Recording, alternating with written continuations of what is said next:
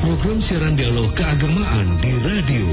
Kerjasama Kantor Wilayah Kementerian Agama Provinsi Jawa Tengah dan Radio El Sunta Semarang. Paham radikalisme keagamaan yang kemudian berlanjut pada perilaku intoleransi di Indonesia sudah terjadi sejak lama, yakni sejak masa kemerdekaan hingga saat ini. Radikalisme agama memiliki makna paham keagamaan yang mengacu pada fondasi agama yang sangat mendasar, namun fanatisme yang tinggi sehingga dapat menimbulkan cara kekerasan dalam aktualisasinya. Lantas, bagaimana membangun moderasi beragama untuk menangkal radikalisme dan intoleransi di Jawa Tengah? Simak program El Sinta Semarang, siaran agama Islam di Radio El Sinta Semarang bekerja sama dengan Kantor Wilayah Kemenak Kementerian Agama Republik Indonesia Wilayah Jawa Tengah, yang pada kesempatan siang hari ini sudah hadir bersama kami Ketua Pengurus Wilayah Dewan Masjid Indonesia Jawa Tengah Profesor Dr. Ahmad Raufik dengan tema moderasi beragama dalam konteks menangkal radikalisme dan intoleransi. Bersama saya Muhammad bin Jahidin akan memandu selama 1 jam ke depan. Program siaran dialog keagamaan di radio. Kerjasama Kantor Wilayah Kementerian Agama Provinsi Jawa Tengah dan Radio El Sunta Semarang. Assalamualaikum warahmatullahi wabarakatuh. Selamat siang para pendengar El Sinta dimanapun Anda berada, khususnya di kota Semarang dan sekitarnya mungkin ya. Bagaimana kabar Anda siang hari ini? Mudah-mudahan senantiasa baik, puasanya tetap lancar ya, mudah-mudahan ya. Ini belum waktunya berbuka karena masih waktu duha. Ya Prof ya. Alhamdulillah sudah hadir langsung ini hari ini di studio El Sinta Semarang. Ada Ketua Dewan Masjid Indonesia Provinsi Jawa Tengah, ada Profesor Dr. Ahmad Raufik. Assalamualaikum, selamat siang Prof. Ahmad. Waalaikumsalam warahmatullahi wabarakatuh. Selamat siang juga Mbak Asmu. Selamat siang Prof. Gimana kabarnya ini Prof? Alhamdulillah sehat. Sehat, rasanya ya, puasanya sudah enggak berasa ya. Sudah hari ke-22 mau masuk 23 ini. Seminggu lagi hitungannya ya Prof. Tinggal seminggu lagi ya. Kalau misalnya Rasulullah itu seminggu 10 hari terakhir itu sudah mengencangkan ikat pinggang ya Prof ya. Ya. Yang secara eksplisit dapat kita refer itu kalau malam terutama. Kalau puasanya kan biasa beliau itu menganjurkan tertib mulai dari bangun malam, sholat malam, kemudian sahur, sampai beliau mengatakan sahurlah karena di dalamnya ada keberkahan, meskipun hanya dengan 1 biji kurma dan segelas air itu. Nah kadang-kadang kan ada yang nggak usah sahur lah gitu, yang males atau merasa kuat saja gitu ya, sehingga tidak sahur itu. Nah, kemudian pagi ya maunya kalau beliau sih nggak tidur gitu ya. Kalau kita sudah lain cerita itu. Kalau Prof. Ahmad Raufik itu tidak. Maksudnya tidak beda. Baik Prof, hari ini kita akan berbicara sedikit mengenai moderasi beragama begitu Prof. Yeah. Sebetulnya sejauh apa kemudian umat Islam di Jawa Tengah ini kita bertoleransi terhadap agama yang lainnya Prof. Karena mengingat kalau ada momen-momen tertentu nih, Ramadan ini masih aman, semua merasakan. Nanti biasanya akhir tahun akan terulang kembali di setiap tahun. Yang larangan mengucap ini ya, apa segala macam. Ada yang memperbolehkan. Bukan hanya itu, yang lain juga. Yang pro Palestina, yang tidak, baru-baru kemarin juga itu kan. Itu banyak sekali yang kemudian pro kontra. Tapi bagaimana seharusnya kita bisa menyikapi hal seperti itu, Prof. Ahmad? Saya kira kita harus belajar ini secara komprehensif ya, secara simultan. Kalau proses pembelajaran ini bisa dimulai dari keluarga untuk menanamkan bagaimana sesungguhnya ajaran agama yang dituntunkan oleh Rasulullah itu seperti apa gitu. Memang kadang-kadang masih ada yang maunya salah paham atau menyalahpahami tentang istilah moderasi. Kalau dalam bahasa Arab itu biasa digunakan wasatiyatul Islam atau Islam wasatiyah. Wasatiyah itu kan satu akar kata dengan wasit. Nah, wasat itu gerunnya atau bentuk masdar, wasit itu subjeknya. Maka yang namanya wasit itu ya harus lurus dia, tidak boleh miring kanan, miring kiri. Berarti wasit itu bahasa Arab ya, Bro? Wasit itu bahasa Arab sebagai penengah gitu. Betul. Nah kemudian dalam bahasa yang lebih populer digunakan kata moderat. Sehingga ada moderator gitu kan. Oh, penengah juga. Penengah itu kan moderator kan gitu. Dia menengahi, tidak boleh memberi kesempatan hanya dominan yang ada di sebelahnya, sementara audien ini tidak dikasih kesempatan misalnya gitu.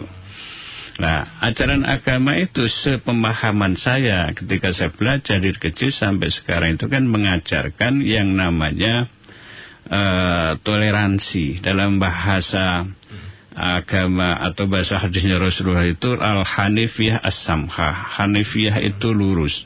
Sering kita baca kalau salah hanifam muslimah wa ma ana minal musyrikin gitu ya. Kemudian samahah itu toleran. Nah, toleran itu maksudnya apa? Sebagai muslim saya tentu meyakini bahwa Islam itu yang saya ikuti dan itu yang benar menurut saya gitu. Tetapi kemudian kita tetap harus menghormati pilihan agama orang lain itu. Nah ini kadang-kadang yang terjadi justru yang sama-sama satu agama gitu ya, itu juga bisa terjadi sering mengkafirkan yang tidak sepaham dengan kelompoknya kan gitu. Ini yang kemudian menjadi pemicu atau bahkan kemudian menjadi lahan quote-unquote bagi orang-orang aventurir itu ya untuk mengaduk-aduk demi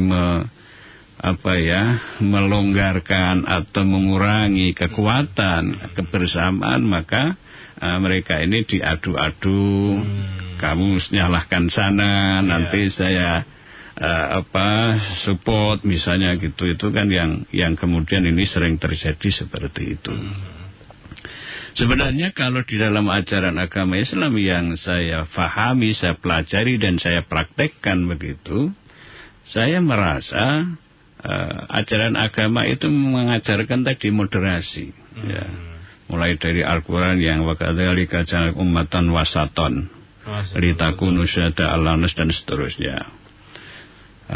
Dulu pada zaman Rasulullah itu ketika awal-awal menyampaikan ajarannya ini kan memang ingin merubah cara beragama, cara bertuhan yang benar menurut tuntunan ajaran Islam. Tetapi karena orang-orang Arab awal itu mereka adalah penyembah berhala gitu ya, maka kemudian mereka coba nawar gitu.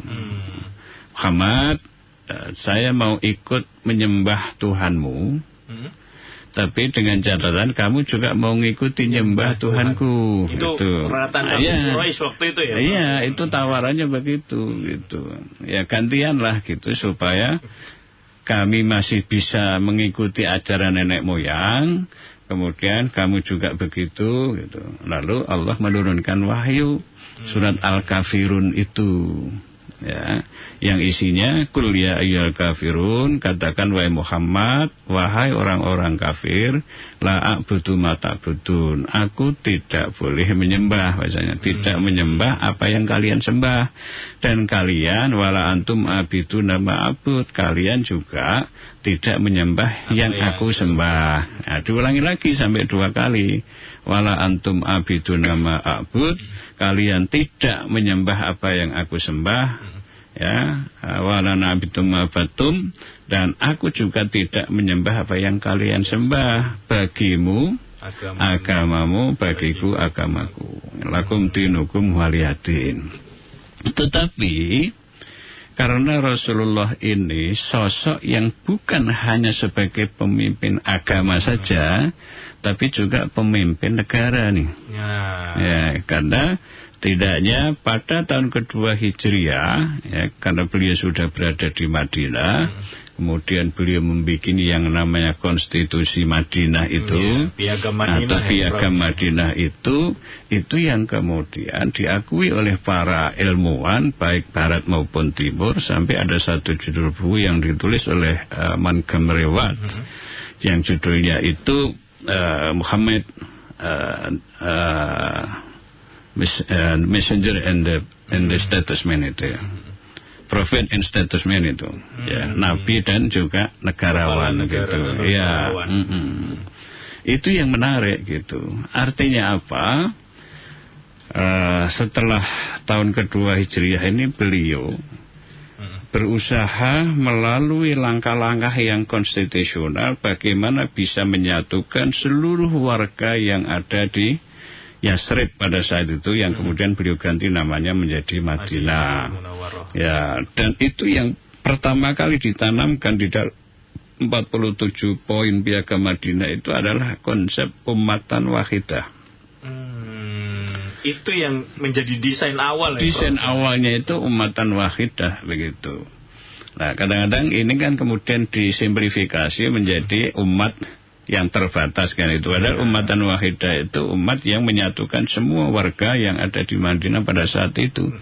Bahkan Yahudi saja itu klaimnya banyak pada saat itu. Di Madinah ya, Prof. Di Madinah ada dua suku besar, suku Aus dan Khazraj, yang terlibat konflik tahun-tahunan gitu, berkepanjangan, dan mereka susah mencari sosok yang bisa menyatukan mereka gitu. Dan karena itulah ada 2 kali baiat yang disebut dengan baiat Aqabah. Ya, itu dukungan 2 suku besar di Madinah, yaitu suku Aus dan Khazraj ini yang datang awal menemui Nabi sebelum hijrah itu. Jadi sudah ada deal lah ya pada saat itu gitu. Prinsipnya kami akan siap membantu. Maka orang-orang Madinah sejarah kemudian mencatatnya sebagai kelompok Ansor. Ansor itu orang-orang yang menolong. Ya, kemudian dipakai nama yang sekarang gitu. Betul. Kemudian yang orang-orang hijrah itu muhajirin gitu. Nah, karena pada saat kelompok muhajirin hijrah ini dalam situasi yang tidak nyaman banget kan, dikejar-kejar, bahkan mereka dilarang gitu. Hanya yang terakhir kemudian Umar bin Khattab yang memang pemberani kan gitu, sehingga mau hijrah itu udah woro-woro gitu. Hari ini Umar bin Khattab mau berangkat hijrah ke Madinah. Siapa kalian yang menghadang atau menghalangi? Keluar. Nah, gitu. Itu Umar bin Khattab. Itu Umar bin Khattab. Sementara awal Nabi bersama Abu Bakar itu kan harus sembunyi-sembunyi dulu. Betul. Ya, ke Gua Sur, ya, itu pada jaraknya lumayan jauh, sekitar 20 lebih lah kilometer ke arah selatan, sementara ke arah Madinah itu kan ke arah utara gitu. Tapi kembali kepada tadi Piagam Madinah itu saya kira konsep awal yang kemudian dari segi wahyu juga surat Al-Kafirun itu sejak awal sudah disampaikan itu gitu. Jadi secara akidah, secara agama itu pilihan. Tetapi yang didasari keyakinan itu tidak dengan serta-merta kemudian tidak menghormati pilihan orang lain gitu. Karena ada ayat yang lebih ini lagi ya, terutama yang terkait dengan paman beliau sendiri, Abu Thalib. Iya, paman Abu Thalib itu memang sejak kecil itu punya peran besar, karena Abu Thalib ini juga dikenal sebagai tokoh yang sangat berpengaruh di Mekah pada saat itu gitu. Apalagi setelah sepeninggal istri tercinta Siti Khadijah radhiyallahu anha itu kemudian paman ini yang menjadi tempat berlindung beliau gitu. Sampai-sampai satu saat juga orang-orang Quraisy sendiri itu juga memberikan menekan lah intinya gitu melalui Abu Thalib ini. Tolong sampaikan pada ponakanmu, kira-kira gitu ya. Jangan kenceng-kenceng lah kalau berdakwah gitu. Yang santai begitu. Lalu kemudian paman Abu Thalib menyampaikan kepada Nabi Muhammad, saya dapat pesanan gini ya, untuk menyampaikan kamu berdakwahnya itu ya slow saja lah, kira-kira begitu. Nah, maka keluarlah kalimat yang menarik itu, kalau seandainya matahari ditaruh di tangan kanan saya dan bulan di tangan kiri saya tidak akan bergeming sedikit pun. Itu kan disampaikannya melalui paman Abu Thalib itu gitu. Tetapi konteksnya adalah menjelang wafatnya Abu Thalib itu, ini ada sesuatu yang menarik. Jadi ada tamu-tamu kehormatan dari para pembesar Quraisy itu menjenguk besuklah gitu ya. Abu Thalib yang sedang sakit itu. Nah, ada yang menarik ini dari referensi. Tapi sebentar Prof, sebelum kita teruskan, kita rehat dulu ya, biar pendengar juga penasaran ya, apa yang menarik dari kisah paman Nabi Muhammad Abu Thalib. Karena tadi banyak kemudian pamannya sendiri akhirnya tidak masuk Islam, Prof. Itu juga menjadi kisah menarik itu. Gimana Rasulullah menempatkan pamannya yang tidak masuk Islam dan tetap menghargai statusnya sebagai pamannya. Dan pendengar, kita akan kembali setelah menyimak pariwara berikut ini. Anda masih menyimak program siaran dialog keagamaan di radio bersama Kantor Wilayah Kementerian Agama Provinsi Jawa Tengah.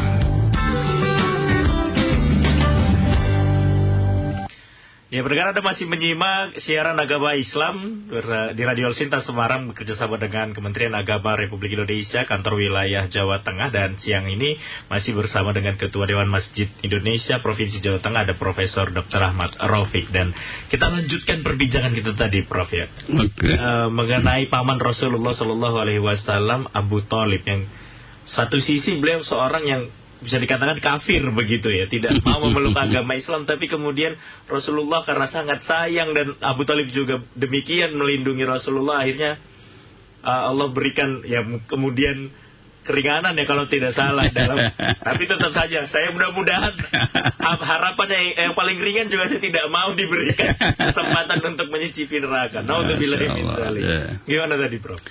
Iya, ketika para pembesar Quraisy itu besok di situ, ada yang menarik ini dari referensi yang saya baca. Beliau itu menganggap mereka itu belum tahu siapa keponakan beliau, Nabi Muhammad itu, sehingga beliau masih memperkenalkan gitu, seperti hanya orang yang belum kenal gitu. Wahai tamu-tamu kehormatan saya. Ini di sebelah saya keponakan saya Muhammad. Karena itu saya menganjurkan supaya saudara-saudaraku semua mengimani dia, karena dia diutus oleh Allah, oleh Tuhannya, menjadi utusannya untuk membawa ajaran yang benar. Melihat pernyataan seperti itu, Nabi Muhammad itu terenyuh gitu ya. Jadi seolah-olah dia berharap mestinya paman dulu lah gitu yang memulai gitu ya. Karena itu kan proses sudah berjalan dari saat menerima wahyu kan lumayan itu, sudah 10 tahunan itu. Nah, rupanya malaikat Israel itu kemudian sudah sampai saat jadwalnya harus melakukan eksekusi. Nah, sehingga kemudian pendek cerita wafatlah Abu Thalib itu. Dan tentu saja sebagai manusia yang memang dipilih oleh Allah menjadi utusannya itu kan juga tidak bisa melepaskan diri dari kemanusiaannya ketika menghadapi situasi yang seperti itu, kan sedih juga gitu ya. Nah, sehingga kemudian Allah menurunkan wahyu, innaka la tahdi man ahbabta walakinnallaha yahdi may yasha wallahu a'lamu bil muhtadin. Sesungguhnya kamu wahai Muhammad tidak bisa memberikan hidayah kepada orang yang engkau cintai sekalipun, karena hanya semata-mata Allah saja yang bisa memberikan petunjuk, dan Allah lebih mengetahui siapa hambanya yang diberi petunjuk atau hidayah gitu. Ini kan sesuatu yang menurut saya luar biasa. Sehingga saya mendapatkan ada seorang sahabat itu yang penasaran, bertanya, ya Rasulullah, kira-kira nanti paman Abu Thalib itu tempatnya di surga apa di neraka gitu ya. Sahabat saja penasaran. Ya, sahabat saya penasaran seperti itu. Jawaban Rasulullah menarik itu. Ya kalau seandainya paman Abu Thalib itu di neraka, saya yakin ditempatkan di neraka yang paling ringan, karena beliau sudah banyak membantu saya gitu. Nah, cuman ini kalau kita bahasakan sekarang ini kan passwordnya nggak dimiliki gitu ya. Betul, Prof. Nah, udah passwordnya kan sederhana kan itu ya. La ilaha illallah itu kan passwordnya masuk surga gitu. Iya. Itu yang saya kira cerita ini menjadi menarik. Artinya apa? Kita ini sebagai manusia, atau mungkin yang sebagai mubalik, sebagai da'iyah, itu kewajiban kita menyampaikan. menyampaikan agar supaya ajaran agama kita itu diikuti tetapi tidak dengan cara memaksa. Karena Islam juga melarang la ikraha fiddin gitu. Ya, karena faqad tabayyana rusdu minal ghayy. Jadi kita tidak dibenarkan untuk memaksa-maksa begitu. Nah, ini menurut saya, pemahaman saya, Islam itu sangat mengedepankan faham moderasi. Jadi tetap mengakui pilihan agama orang lain gitu, menghormati gitu. Hanya kalau tadi yang menyinggung nanti akhir tahun ada masalah gitu ya. Ini yang saya kira harus dikelirkan. Ya. Dikelirkan itu terutama dalam soal jangan sampai kemudian terjadi pencampur aduan. Karena apa? Bahasa agama ini kan bahasa yang sensitif gitu ya. Jadi kita tetap menghormati, karena saya juga bertetangga juga dengan orang Medan, orang Batak juga. Tapi ya biasa saja gitu. Karena ini soal pilihan mereka, kita tidak bisa mengintervensi. Tapi dalam hal-hal yang itu kita bersaudara. Jadi misalnya kebetulan punya kerja, ya tetangga saya ini ya harus dikasih juga itu sama dengan tetangga yang muslim lainnya gitu. Itu sebagai bentuk, ya menurut saya itu juga bagian dari toleransi juga sebenarnya gitu, karena bertetangga. Nah, kalau dalam konsep Islam bertetangga itu menjadi hal prioritas itu. Dan itu dikaitkan langsung dengan keimanan kita kepada Allah, kepada Tuhan dan hari akhir. Sepenting itu tetangga. Sepenting itu, betul, iya. Dalam hadisnya beliau menegaskan, man kana yu'minu billahi wal yaumil akhir falyukrim jarahu.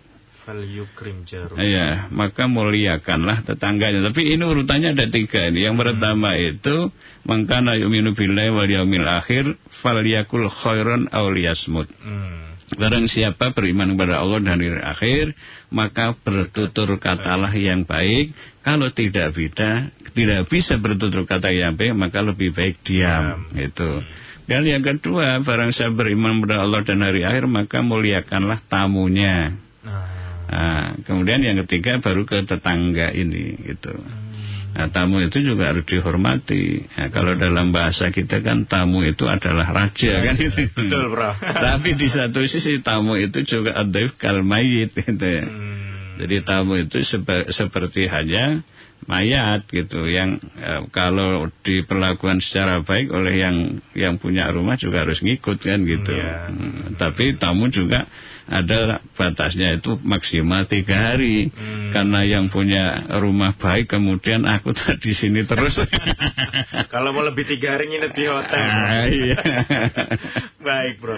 Tapi Prof, tadi kita berbicara mengenai perbedaan agama, ya kan, Prof? Yang menjadi permasalahan juga sampai saat ini adalah paham yang satu agama. Kita sendiri sebagai umat Islam itu ada yang mungkin ikut Nahdlatul Ulama, NU, ada yang Muhammadiyah, ada lagi yang paham Naksabandiyah, ada lagi kalau di Medan, saya sebagai warga yang besar di Medan, ada Al-Wasliyah, ada lagi yang lain. Ini seakan-akan kalau yang sudah biasa berteman seperti Prof. Rafiq mungkin sudah biasa berkumpul dari satu lembaga sebagai yang lain, sudah biasa menjadi pertemuan. Tapi kemudian ada golongan masyarakat, sekelompok masyarakat yang menganggap mereka berbeda dari saya, mereka bukan bagian dari Islam. Begitu. Ini bagaimana ini, Prof? Itu Mas, mainnya kurang jauh. Bergaulnya kurang banyak gitu ya. Karena apa? Di ajaran agama itu sepanjang hal yang terkait dengan soal yang prinsip, soal akidah kan sama ya. Kalau Islam itu kan sama, ya Tuhannya satu, nabinya juga sama, Qurannya juga sama. Kenapa pemahamannya bisa berbeda-beda? Ya ini kan soal tadi, soal referensi, soal guru, ya yang bahasanya tadi dolani kurang adoh kan gitu ya, kurang jauh itu, sehingga dia kemudian cenderung menjadikan ilmu atau pemahamannya yang sempit itu untuk kemudian melakukan judgement, bahkan menghakimi orang lain sampai pada tingkatan mengkafirkan. Yang kedua, dan ini saya tidak bermaksud mencari legitimasi, tetapi memang sejarah seperti ini sudah muncul sejak paling tidak yang disebut dengan fitnatul kubro yang pertama itu ya masa Khalifah Utsman bin Affan, kemudian berkembang pada masa Ali bin Abi Thalib itu.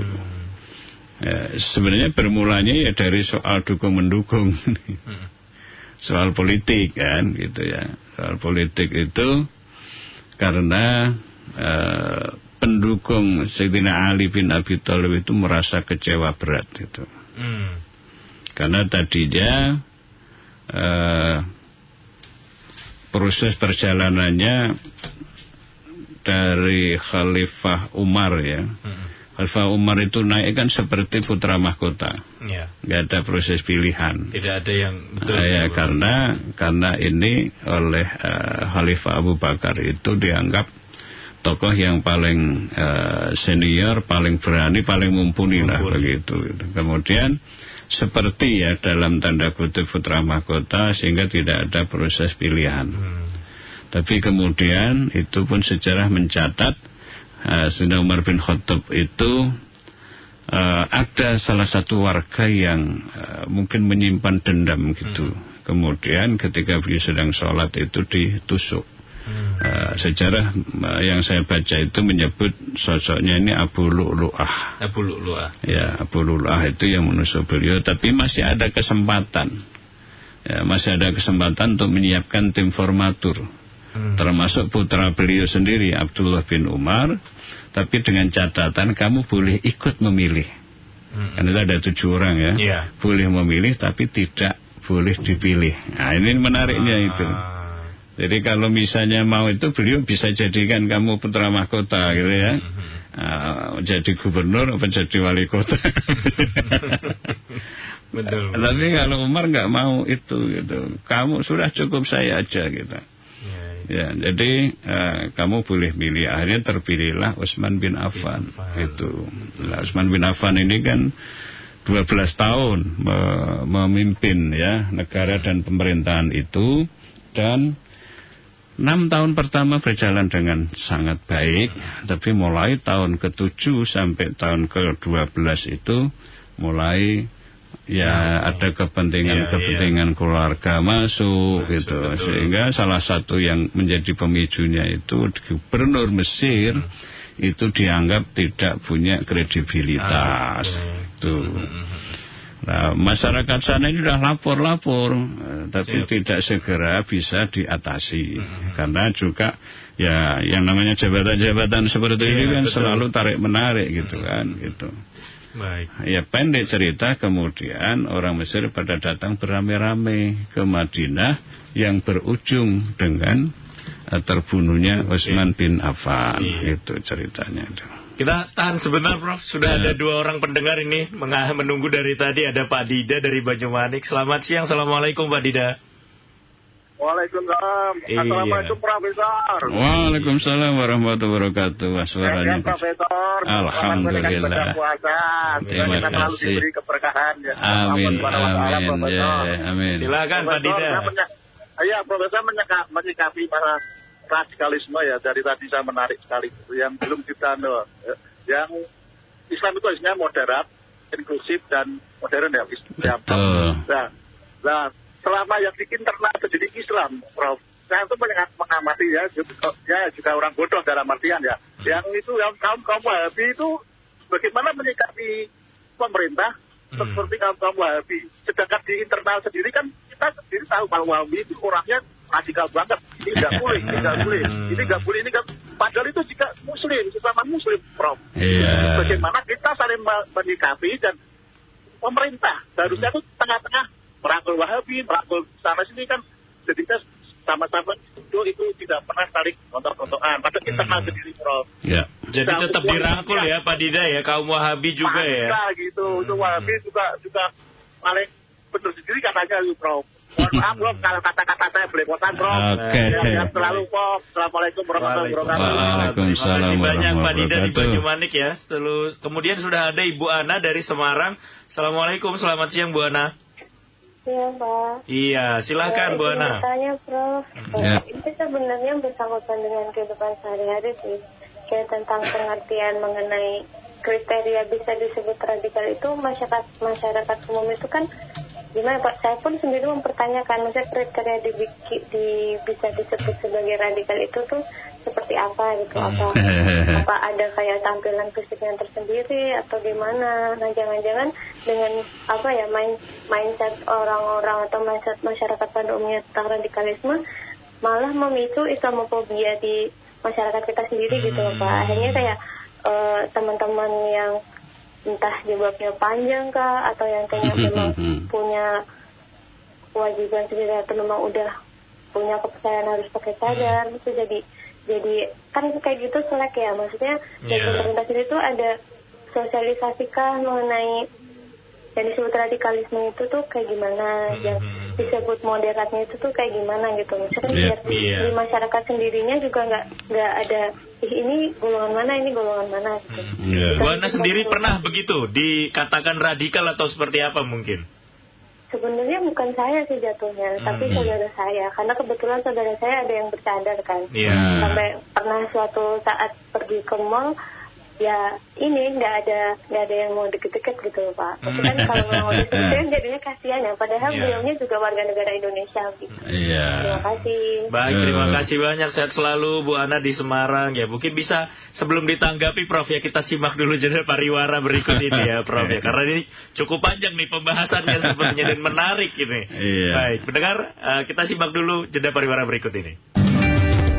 Anda masih menyimak program siaran dialog keagamaan di radio bersama Kantor Wilayah Kementerian Agama Provinsi Jawa Tengah.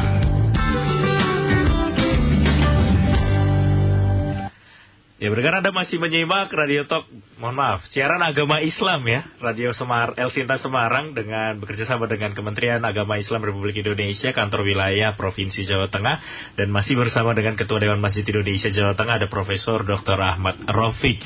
Ya, tadi melanjutkan pertanyaan dari dua pendengar kita ya, Prof. Ada tadi Pak Dida dan juga Bu Ana. Monggo, Prof. Ahmad Raufik untuk bisa menjawab ini. Iya, Pak Dida tadi apa tuh yang dikeluarkan? Mengenai kaum Wahabi yang seharusnya pemerintah ikut membantu merangkul begitu. Betul. Jadi ya sebenarnya kalau pemerintah itu kan harus mengayomi semuanya begitu. Tetapi juga ada kewajiban karena pemerintah untuk bisa mengayomi itu kan juga harus aman dulu. Ya kan? Aman dulu lah. Indonesia termasuk negara yang dulu menghapus undang-undang subversi. Saya sebenarnya secara personal itu nggak setuju gitu ya. Karena sebagai instrumen untuk mengatasi ketika dalam keadaan tertentu atau darurat itu kan boleh gitu. Tetapi juga jangan disalahgunakan gitu loh. Ya. Tapi ketika kemudian tidak punya, ini yang repot. Harus nunggu korban dulu baru bisa ditangani kan, itu ya nggak bagus juga gitu. Sering terulang itu Itu sering terulang ya. Saya dan ini mudah-mudahan saya salah gitu ya.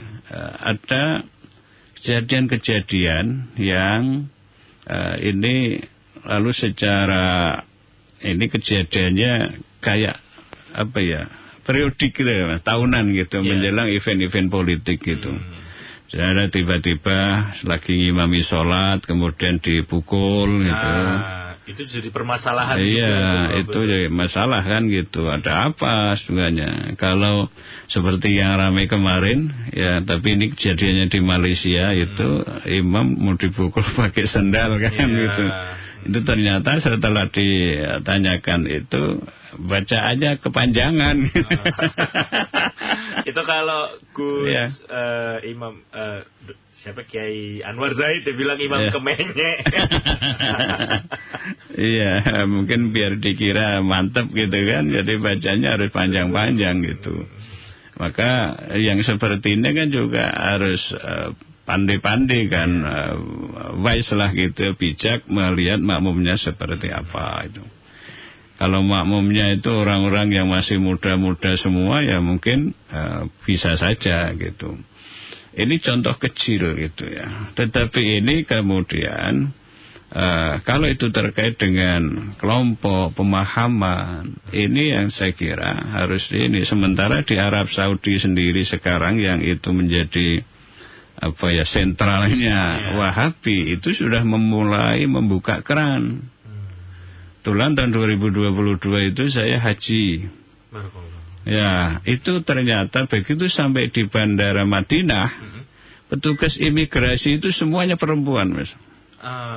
Menarik itu. Iya, yang sebelumnya perempuan sebelumnya nggak ada perempuan itu di tempat-tempat umum seperti itu, kecuali misalnya mereka di mat'am atau di restoran saja itu ada kamar khusus ini untuk keluarga gitu.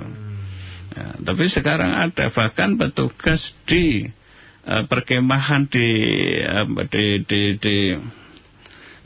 Mina dan di Arafah juga ada petugasnya perempuan gitu. Ini kan satu hal yang menarik. Dan saya juga ada seorang perempuan setir mobil sendiri gitu.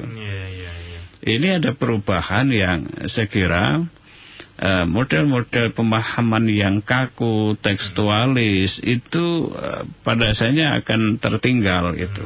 Itu akan berubah gitu. Karena ini yang kemudian tidak cukup kompatibel lah dengan perkembangan moderasi, di mana harus terjadi hubungan secara internasional itu gitu. Maka kembali kepada tadi, ya teman-teman itu yang katakanlah soal mereka menganut itu kan wilayahnya mereka gitu ya. Tapi tampilannya kita harus sama-sama menghormati. Kita hidup dalam satu kesatuan, satu bangsa untuk bisa saling mengenal. Nah, orang saling mengenal itu kan tentu tidak misalnya katakanlah saya pakai peci hitam terus dianggap bid'ah. Karena Rasulullah nggak pernah pakai peci hitam kan, pakai batik seperti ini lalu dianggap bid'ah karena Rasulullah pakainya putih semua kan gitu.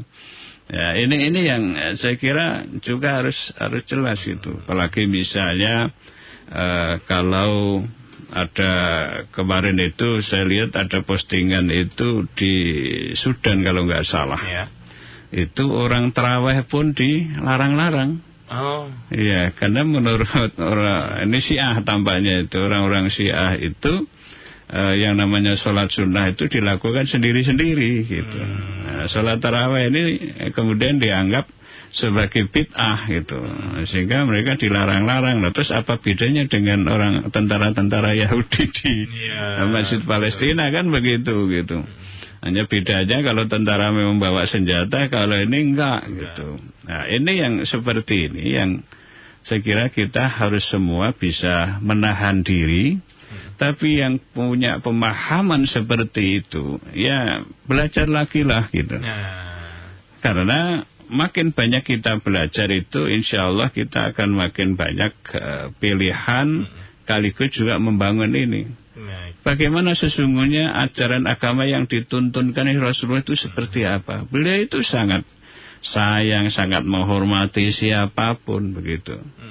Bahkan sampai soal yang kecil lah gitu. Ketika beliau menjelang wafat itu kan datang ke ini di halaman masjid dan beliau itu menyampaikan, kalau mungkin masih ada yang ingin menyampaikan kepada kami, apakah itu soal utang atau soal apa gitu. Nah itu kemudian ada yang datang karena merasa pernah tersinggung oleh cambuk beliau itu, ya kan? Kemudian beliau menyampaikan kepada ini meminta supaya diambilkan cambuk untuk dibalaskan, minta kepada Siti Aisyah kan gitu. Nah, kemudian diambilkan itu. Tapi ternyata ketika mereka mau melakukan itu, ini Umar bin Khattab ini sudah mulai ini kan marah, geram kan, dasarnya beliau itu kan sangat keras kan orangnya gitu. Kamu jangan macam-macam sama Nabi gitu. Kamu saya habisi itu, tapi Rasulullah melarang gitu. Sampai akhirnya, oke, kalau begitu, dulu saya dicambuk Rasulullah itu nggak pakai baju. Nah, itu. Kemudian Rasul pun membuka baju beliau demi supaya tidak ada semacam kesalahan dalam tanda kutip yang tersisa dengan umat-umat beliau, dengan sahabat-sahabat beliau gitu. Nah, menariknya itu dan ini dramatisnya begitu beliau sudah membuka baju itu yang cambuknya tadi selepas, tapi beliau malah nyikep lah gitu ya, yang malah mendekap beliau gitu. Karena kalau tidak melalui peristiwa itu si orang ini tidak bisa meluk jasad beliau itu, dan itu menjadi modal kan, modal nanti bisa bersama-sama di surga sama beliau, itu kan luar biasa. Tetapi ini ada yang menarik bahwa Rasulullah itu sampai seperti itu demi menghormati siapapun, termasuk kepada orang yang mungkin secara status kalau dalam bahasa sekarang itu ya biasa-biasa saja gitu. Itu. Di satu sisi baginda adalah seorang Rasulullah, ya di satu sisi dia juga bagian dari masyarakat begitu ya. Iya, gitu. Maka kembali tadi Pak Dida itu, ini memang butuh waktu. Kemudian apa sosialisasinya kita ajaklah begitu, karena ajaran agama kita itu mengajarkan sopan santun. Kalau misalnya katakanlah ada saudara kita yang menurut keyakinan si A itu bahwa si B salah, itu kan ada cara mengkomunikasikannya dengan baik itu, bukan kemudian di judgement apalagi disebar di medsos kan begitu. Maka ini kalau para pendengar Sinta ini membaca surat Al-Hujurat, terutama ayat 10, 11, 12, 13. Itu menurut saya ayat yang menarik sekali itu, sangat detail, dan namanya surahnya juga Al-Hujurat itu kan artinya kamar-kamar kan, ini hubungan keseharian itu, yang saya bandingkan rincian tentang tata cara sholat saja nggak diatur di dalam Al-Quran. Yang ngatur itu hadis Nabi loh. Tapi ini soal misalnya ya alladzina amanu la yaskhar qaumum min qaumin asa yakunu khairum minhum wala nisaun min nisain asa yakunu khairum minhun. Wahai orang-orang yang beriman, kalian jangan mengolok-olok teman kalian. Boleh jadi yang kalian olok-olok itu lebih baik itu dari kamu yang mengolok-olok. Dan juga secara khusus ini kelompok-kelompok perempuan itu jangan mengolok-olok kelompok perempuan yang lain. Boleh jadi yang kalian olok-olok itu lebih baik dari kamu. Jangan panggil mereka dengan sebutan yang itu mengandung kebencian. Kemudian pada ayat 12 itu, wahai orang-orang yang beriman, jauhilah berburuk sangka. Berburuk sangka saja sudah disuruh menjauhi. Apalagi dilakukan ya, Bro. Ya, jangan gibah. Ya, gibah itu membicarakan kejelekan orang di hadapan teman atau yang lain. Jangan juga tajassus, mencari-cari kesalahan orang lain. Ada bahasa yang menarik ini. Ayuhibbu ahadukum ayyakula lahma akhi maitan fakarihtumu. Apa kalian, ya, salah seorang kalian itu menyukai untuk memakan daging saudaranya yang sudah jadi bangkai, yang pasti kalian tidak suka gitu. Itu kan perumpamaan yang sangat dahsyat itu. Ya, jadi kalau kita misalnya suka mengklaim, mengejasmen, apalagi sampai pada mengkafirkan saudara-saudara kita, hanya beda yang soal kecil-kecil, itu kan nggak benar juga gitu. Karena soal kafir mengkafirkan itu biar Allah saja yang urus gitu. Baik. Ya. Terima kasih banyak Prof. Ahmad Raufik, ini kebetulan kita keterbatasan waktu juga, mudah-mudahan dapat pertemuan lagi. Nggak kerasa memang kita sudah ada yang tersisa tadi nggak enak sama Bu Ana ya. Baik, singkat saja Prof. Baik ya. Memang ini soal definisi, kayaknya harus ketemu lagi di Sinta lagi. Mudah-mudahan kami siapkan buat. Siap.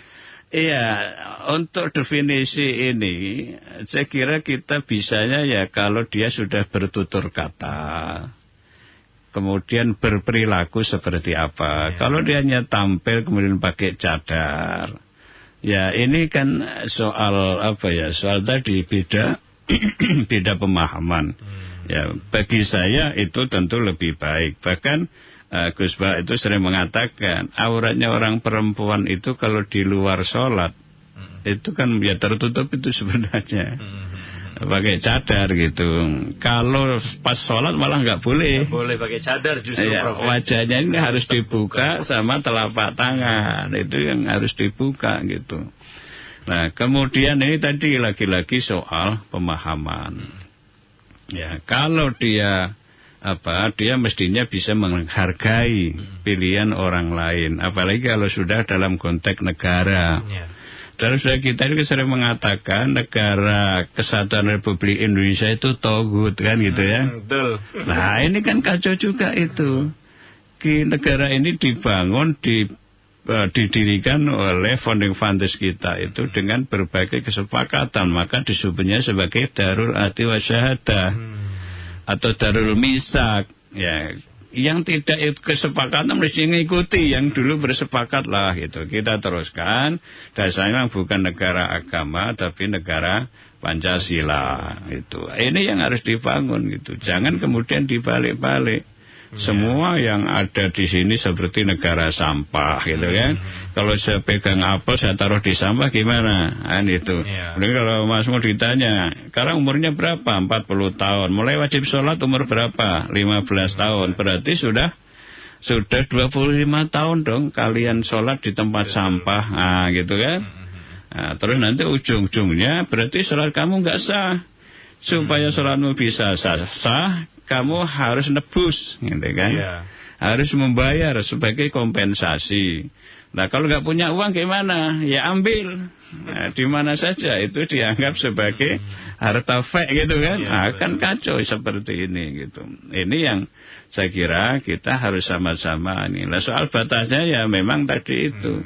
Kalau dia sudah menyampaikan kebencian kepada orang lain, apalagi sama-sama seagama, Rasulullah itu pesannya luar biasa loh. Kalau kita belajar agama, barang siapa di dalam hatinya masih menyimpan kebencian kepada orang lain, maka dia tidak pantas masuk surga.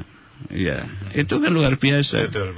Jadi sesungguhnya ajaran agama yang kemudian bahasa sekarang itu moderasi beragama atau wasatiyah di dalam beragama itu ya memang bawaan dari Rasulullah seperti itu. Beliau itu nggak suka yang ekstrim-ekstrim, baik kanan maupun kiri gitu. Ya itu. Mudah-mudahan kita bisa mengimplementasikan apa yang kita mudah-mudahan hari ini ya. Memang PR-nya ini harus terus menerus nih Mas. Boleh nanti kita siapkan buat Prof. Ahmad Taufik. Enggak, kalau selesai nanti El Sinta ikut selesai. Baik, tapi berhubung keterbatasan waktu kita sudahi dulu. Prof. Ahmad Taufik, terima kasih banyak, sehat selalu, terima kasih, mudah-mudahan ada manfaatnya. Dan ya selamat melaksanakan ibadah puasa, selamat menjaring Lailatul Qadar yang lebih baik dari 1000 bulan. Assalamualaikum warahmatullahi wabarakatuh. Demikian pendengar siaran Radio Agama Islam bersama dengan Ketua Dewan Masjid Indonesia Provinsi Jawa Tengah, Profesor Dr. Ahmad Taufik, dan saya Muhammad bin Jahidin pamit. Assalamualaikum warahmatullahi wabarakatuh. Selamat siang dan sampai jumpa. Program siaran dialog keagamaan di radio kerjasama Kantor Wilayah Kementerian Agama Provinsi Jawa Tengah dan Radio El Sunta Semarang.